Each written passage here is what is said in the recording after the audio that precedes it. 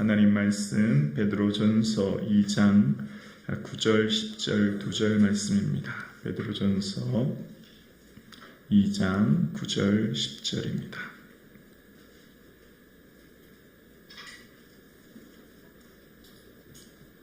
함께 합독하시겠습니다. 그러나 너희는 택하신 족속이요 왕같은 제사장들이요 거룩한 나라요 그의 소유가 된 백성이니 이는 너희를 어두운 데서 불러내어 그의 기이한 빛에 들어가게 하신 이의 아름다운 덕을 선포하게 하려 하심이라.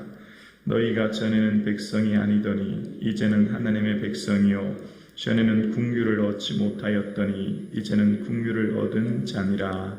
아멘. 구원의 감격과 기쁨이 충만한 이 하루 되기를 주님의 이름으로 축복합니다. 아멘. 믿음을 지킴으로 말미암아 로마 정부로부터 극심한 박해를 받고 있는 많은 성도들을 향해 베드로는 오늘 편지하고 있습니다.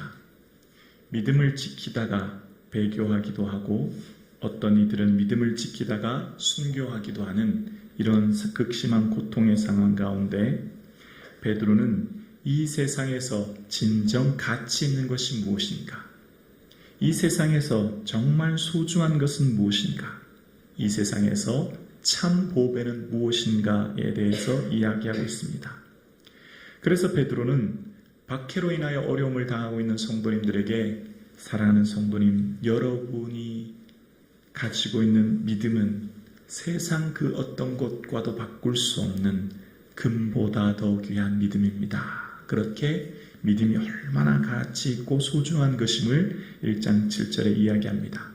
그리고 사랑하는 성도님, 여러분이 받은 구원은 얼마나 귀한 것인가를 생각하십시오. 여러분이 받은 그 구속함, 받은 구원함은 은이나 금같이 없어질 것으로 된 것이 아닌 예수 그리스도의 보배로운 피로 된 것입니다 라고 이야기하며 여러분이 지금 받고 있는 그 구원의 은혜는 세상 그 어떤 것과도 바꿀 수 없는 소중한 것입니다. 그렇게 격려합니다.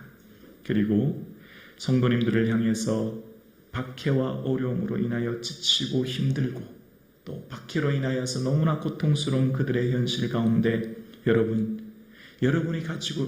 함께 계신 예수 그리스도는 보배이십니다 를 얘기합니다. 그래서 2장 7절에 믿는 여러분에게 예수님은 보배이십니다. 그러나 믿지 않은 자들에게는 부딪히는 돌과 걸려 넘어지는 바위가 되게 하셨으니 여러분이 지금 함께하고 있는 이 예배의 기도, 하나님과 함께하는 삶이야말로 보배입니다. 할렐루야. 우리가 함께 예배 드리는 것이 보배인 줄로 믿습니다. 우리에게 있는 믿음이 세상 금보다 더 귀한 은혜요, 세상 어떤 것보다도 가치 있는 복인 줄로 믿습니다. 오늘 우리가 구원 얻은 이 은혜야말로 세상의 은이나 금으로 대속함 받은 것이 아닌, 그러니까 그것으로는 대체할 수 없다는 거죠. 이 땅의 것들로, 이 땅에 가장 가치 있다고 여기는 금으로도 우리 구원을 살 수 없다는 것이죠.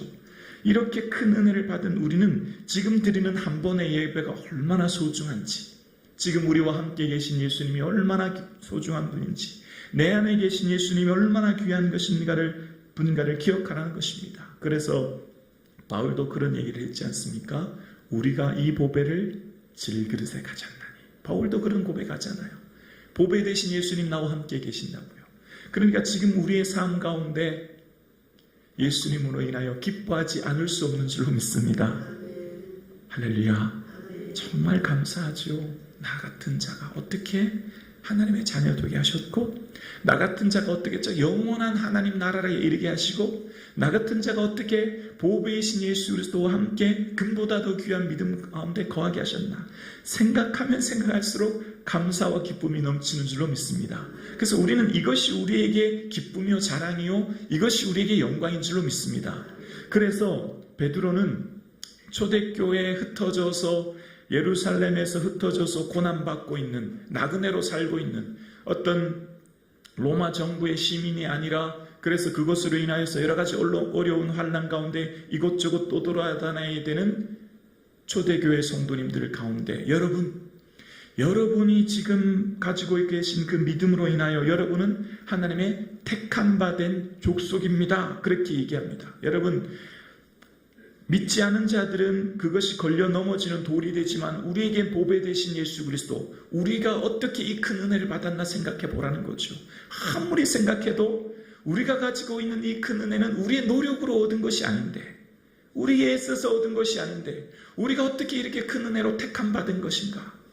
하나님께서 우리를 택하여 주셔서 우리가 하나님의 왕, 택하신 족속, 택하신 사람으로 부름받은 것 이해하기 어렵고, 우리가 어떤 값을 주고도 우리가 어떤 노력으로도 살 수 없는 이 은혜를 우리는 택함 받은 것인데, 이 택함 받은 은혜를 여러분 소홀히 여기지 마십시오. 여러분 기억하십시오. 그렇게 얘기하는 겁니다. 그리고 베드로는 말합니다. 여러분은 하나님께서 택하신 왕같은 제사장입니다. 그렇게 권하고 있습니다. 이스라엘 백성들이 하나님께 나아가기 위해서는 반드시 제사를 드려야 되고, 그 제사는 아무나 드릴 수 없습니다. 제사 드리려면 반드시 제사장이 있어야 합니다.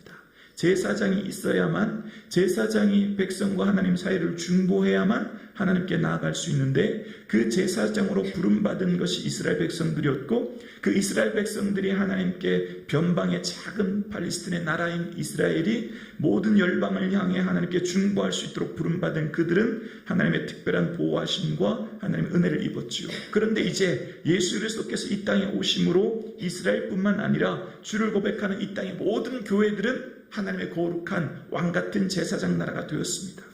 예수 그리스도를 주로 고백하는 모든 이들은 이제 예수 그리스도의 거룩한 제사장이 되었고 하나님 앞에 나아갈 수 있게 되었죠. 그래서 하나님께 우리가 오늘도 예배드릴 수 있고 하나님을 경배할 수 있는 이 은혜를 얻게 된 것입니다. 그래서 이 제사장이 된 것은 출애굽기 15장에 하나님께서 세계가 다 내게 속하였다, 너희가 언약을 지키면 내 소유가 되고 내게 제사장 나라가 된다 라고 하는 말씀을 인용한 것이죠. 그래서 이스라엘 백성들에게 고통받고 있는 초대교회 성도님들에게 여러분은 하나님의 거룩한 나라입니다. 그렇게 얘기합니다. 지금 이 땅에 이 당시 1세기 로마 시대에 로마 시민권은 엄청난 특권이었거든요. 로마 시민권이야말로 세상에서 가장 자랑스러운 것이었거든요. 그런데 그런 로마 시민권을 가지고 있는 로마인들을 부러워할 것이 아니라는 거죠. 여러분이야말로 하나님 나라에 속한 하나님의 시민입니다. 여러분이야말로 하나님의 나라의 택한 백성입니다. 그것을 이야기하고 있어요. 그래서 하나님 나라에 택한 바 된 우리는, 로마는 황제가 통치하지만 우리는 하나님이 통치하는 하나님 나라의 백성이요 하나님 다스림 안에 살아가는 사람들입니다 라고 이야기해요. 그리고 우리는 그들이 가치 있게 여기는 것과 다른 구별된 가치관으로 우리는 살아가는 사람들입니다 라고 이야기합니다. 그리고 우리는 그의 소유된 백성입니다 라고 이야기합니다. 누구의 소유가 된 것인가는 곧 그 물건의 가치를 결정하듯이, 누구의 아내인가는 곧 그 사람의 신분을 결정하듯이, 대통령의 아내는 영부인이시지 우리의 삶의 소속은 하나님의 택한 백성임을 이야기하고 있는 거예요. 그리고 너무너무 중요한 이제 마지막 이야기는 우리를 통하여 어두운 데서 불러내어 그의 기이한 빛에 들어가게 하신 하나님을 이야기합니다. 우리는 모두가 다 세상의 영적인 어두움 가운데 빛을 알지 못해서 무엇이 옳고 무엇이 그른지, 무엇이 가치 있고 무엇이 가치 없는지, 무엇이 소중하고 무엇이 소중하지 않은지를 구별하지 못하는 무지몽매한 어둠 속에 갇혀 살았던 사람들입니다. 지금도 마찬가지예요. 많은 사람들이 자신이 소중히 여기는 것, 가치 있게 여기는 것을 향해 열심히 달려갑니다. 그런데 정말 이 세상에 살아가는 많은 사람들이 이 어둠에 속해 있기 때문에 그들이 정말 가치 있게 여기는 것이요 가치 있지 않음을 모르는 것입니다. 이 세상에 살아가는 많은 사람들이 어둠에 속해서 살아가기 때문에 그들의 삶 가운데 진정한 삶의 의미조차 모르고 살아가고 있죠. 그런데 우리에게는요, 빛 가운데 계신 하나님이 우리와 함께 하시기에, 요한일서 1장 5절에 보면 하나님은 빛이시라 말씀하세요. 하나님은 빛이시거든요. 그 빛 대신 하나님이 우리와 함께 하시고 그 하나님께 우리가 들어가게 하신 거예요. 그 기이한 빛에 들어가게 하시고 하나님과 함께하게 하셨고, 그래서 많은 사람들이 빛이 어둠에 비치며 어둠이 깨닫지 못하고 어둠을 싫어했지만 우리를 택하시고 우리를 거룩한 빛 가운데 거하게 하신 그 은혜 안에 우리를 살게 하셨어요. 그래서 예수님을 뭐라고 하셨죠? 나는 세상의 빛이라고 말씀하신 거예요. 우리는 빛 대신 예수 그리스도와 함께 거하게 되었고 하나님의 거룩한 백성이 된 것이죠. 그래서 그 기이한 빛에 우리는 들어가게 되었고 하나님과 함께 거하는 은혜를 얻게 된 것입니다. 그래서 그 기이한 빛에 들어가신 하나님은 어떤 분이냐면 아름다우신 분이에요. 거룩한 이의 아름다운 덕.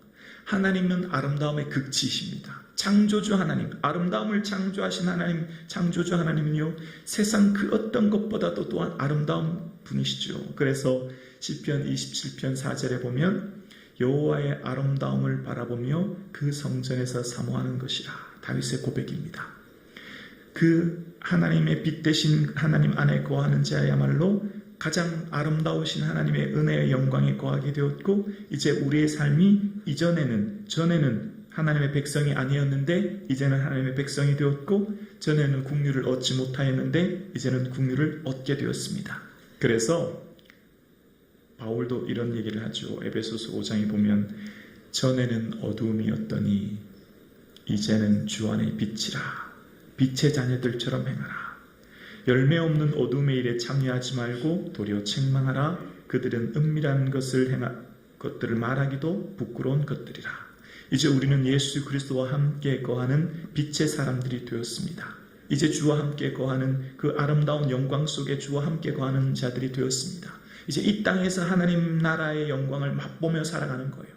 궁극적인 완성은 하나님 나라에서 완성되지만 지금 이곳에서 초막이나 궁궐이나 내 주 예수 모신 우리는 하나님의 아름다운 영광 속에 거하게 되었고 빛 대신 주와 함께 거하게 되었습니다. 그래서 우리는 더 이상 어두움의 일, 또 과거의 어둠에 속한 자들이 아니라 빛 대신 주 예수 그리스도와 함께하기에 우리를 통하여 우리를 보는 이들이 소망을, 우리를 보는 이들이 위로를, 우리를 보는 이들이 은혜를 얻게 되는 줄로 믿습니다. 그래서 우리가 가는 곳곳마다 하나님 나라가 완성되는 거예요. 저와 여러분이 발 디디는 곳마다, 저와 여러분이 가는 그 직장과 가정과 공동체의 삶에마다 하나님의 거룩한 빛을 비춤으로 많은 사람들이 우리를 보고 주를 믿게 되는 그 은혜가 있게 되는 줄을 믿습니다. 사랑하는 성도님, 여러분은 하나님께 택하신 왕같은 제사장이요 거룩한 나라요 소유된 백성이요 하나님의 놀라운 소유된 은혜의 백성임을 기억하는 저와 여러분 되실 수 있기를 주의 이름으로 축원합니다. 그래서 우리를 통하여 하나님의 구원의 역사가 이 땅에 충만히 흘러나가게 될 줄로 믿습니다. 기도드리겠습니다.